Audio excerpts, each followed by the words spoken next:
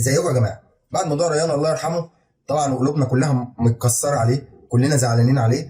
حصل امبارح حادث في مصر، حادث يعني رخم في مجال الحوادث قوي. يعني حاجه مثلا، يعني تخيل بقى ناس، اسره كامله قاعده في شقه ويحصل حريق ايا كان السبب، الله اعلم هو كان غاز طبيعي ولا ماس كهربي ولا ايه، ويخسروا شقتهم كلها والدنيا تولع زي ما هنشوف في الفيديو كده. يا لهوي.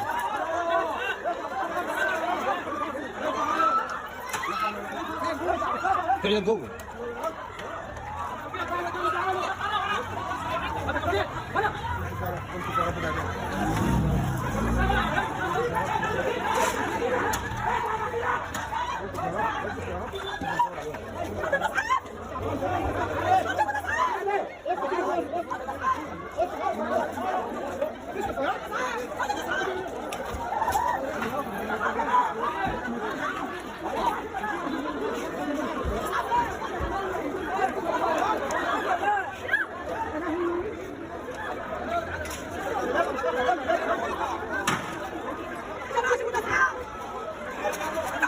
طبعا الفيديو اللي نزل عباره عن واحد واقف في الشارع فصور المنظر، وسايبين واحد فوق عمال يحاول يطفي.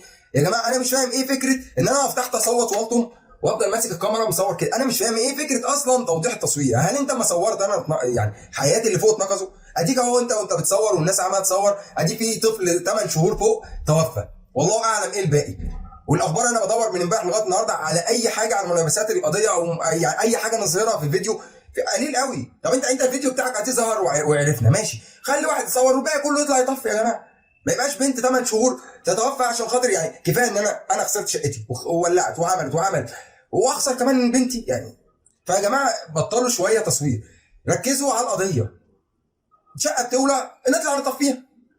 يا عم لو حابب قوي التصوير هات اي عيل صغير من اللي مش هيطلع يطفي يفضل ماسك الموبايل كده ويصور بطولتك. على الاقل لما تبقى بطل نطلعك في التلفزيون نسقف لك ونطبل لك.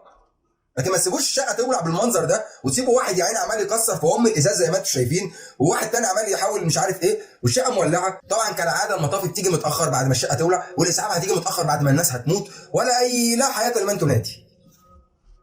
يا عم مش عارف نقول حسب الله ونعم الوكيل ولا نقول ايه. يلا تعزينا لاسره الفقيده الطفله الصغيره، يعني ملاك الجنه يا رب، يعني ويجعلها يا رب شفيعه لابوها وامها يوم القيامه.